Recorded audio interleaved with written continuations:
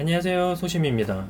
개돼지 탈출 프로젝트 그 두 번째 시간으로 전 국민이 기억하는 황우석 사태에 대해서 얘기해 보려고 합니다. 황우석은 최세포 복제는커녕 유명해지기 전에 동물 복제 성공한 것도 다 개뻥이었죠. 과학자라기보다는 사기꾼입니다. 사건의 개요 등은 말하지 않아도 여러분 모두가 아실 테니 우리가 얼마나 멍청했는지 짚어봅시다. 이 사건으로 돌아봐야 하는 것은 사기꾼 황우석이 아닙니다. 그런 일을 겪은 후에도 반성하지 않는 우리의 모습입니다. 사람들은 아직도 국뽕이라면 이성이 마비되고 음모론은 진실이라고 믿습니다. 그리고 정치인들은 그런 국민성을 이용합니다. 의약분업 사태 편에서도 다뤘듯이 애꿎은 의사들 욕한다고 의료보험료 2배로 오르는 건 묻혀버렸습니다. 여러분, 언제까지 개돼지로 이용당하며 살 겁니까? 김호준을 비롯한 음모론자들은 국민들 간의 갈등을 불러일으켜놓고 사과조차 하지 않습니다. 당시에 황우석은 여기저기 행사와 방송에 출연하는 게 일이었습니다. 나오다 KBS 열린음악회까지 나오더라고요. 저는 방송 쪽에 그나마 아는 게 있어서 생각했습니다. 연예인도 저 정도 스케줄이면 살인적일 텐데 저 사람은 연구는 안 하고 방송과 행사만 쫓아다니나? 저는 그때부터 의심하기 시작했습니다. 연예인이 아닌 다른 직업을 가진 사람이 소화할 수 있는 스케줄이 절대 아니었거든요. 그러다 사건이 터집니다. 그리고 수염을 잔뜩 기른 황우석은 기자들이 둘러싸서 사진을 찍을 수 있도록 실려 나옵니다. 침대를 기자들이 둘러싸고 사진을 찍더라고요. 아픈 사람이 누워있는 침대를 일부러 넓은 공간에 노출시켜 사진을 찍게 한다? 이 사람 쇼맨십이 대단하구나 느꼈습니다. 방송 출연에 목맨 이유도 퍼즐이 맞춰졌습니다. 논문 내용과는 관계없이 의심은 확신이 되었습니다.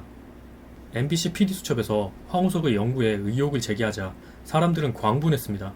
어김없이 음모론을 제기하죠. 음모론에는 역시 김어준이 빠지지 않았었죠. 물론 사과 따위도 없습니다. 늘 그랬듯이. 일부 정치인들도 황우석을 비판하는 사람들을 악의 세력으로 몰았고 여기에는 비트코인 전문가인 범죄자 유시민 씨도 등판합니다.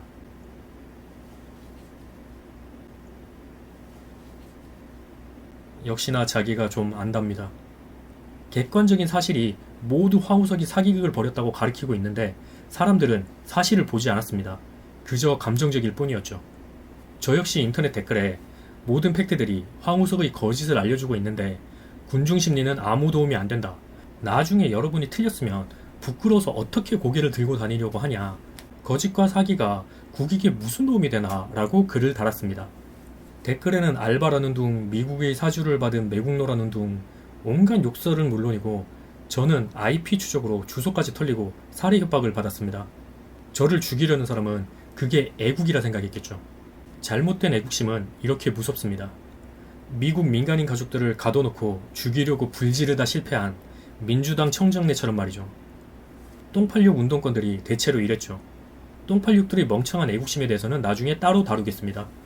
개그맨 유상무 씨가 개그 콘서트에서 전교 1등 캐릭터 하던 거 기억나시나요? 거기서 이러더군요.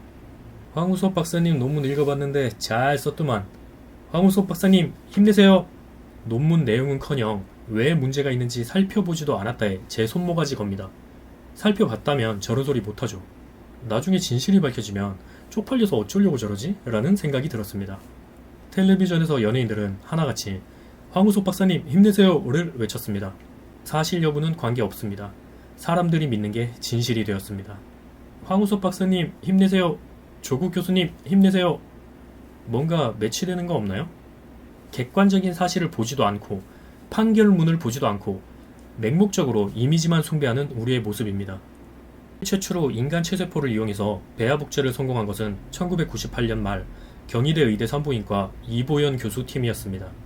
당시에는 기독교 단체들을 중심으로 난리가 났죠. 병원 앞에서는 피켓을 든 연구 반대 시위 인파가 몰렸습니다. 시민단체들은 조직적으로 연구 저지에 나섰습니다.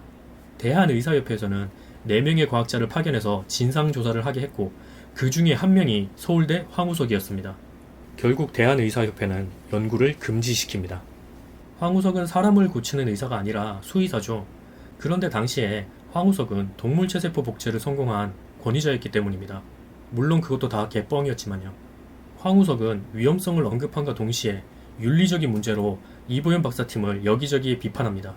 비판 수준이 아니라 경희대 연구팀을 강하게 비난합니다. 그런데 1년 반 뒤에 놀라운 일이 생깁니다. 수의사인 황우석 팀에서 인간 체세포 복제 성공을 발표합니다. 그렇게 욕하면서 비난하더니 뒤로는 연구를 훔쳤죠. 인간 쓰레기도 이런 쓰레기가 없습니다. 그런데 더 놀라운 일이 생깁니다. 대한의사협회를 비롯한 각종 시민단체들은 침묵합니다. 그리고 사람들은 기술 성공에 열광하기 시작합니다.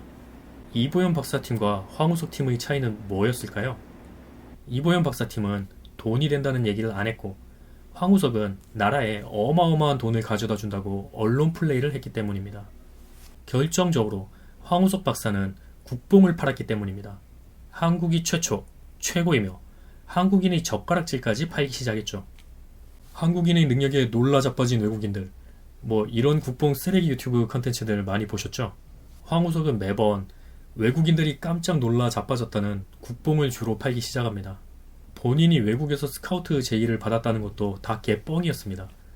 거짓말이 궁지에 몰릴수록 더욱 국뽕을 팔아먹고 감정에 호소합니다. 감이 좀 오시나요? 우리가 얼마나 어리석었는지.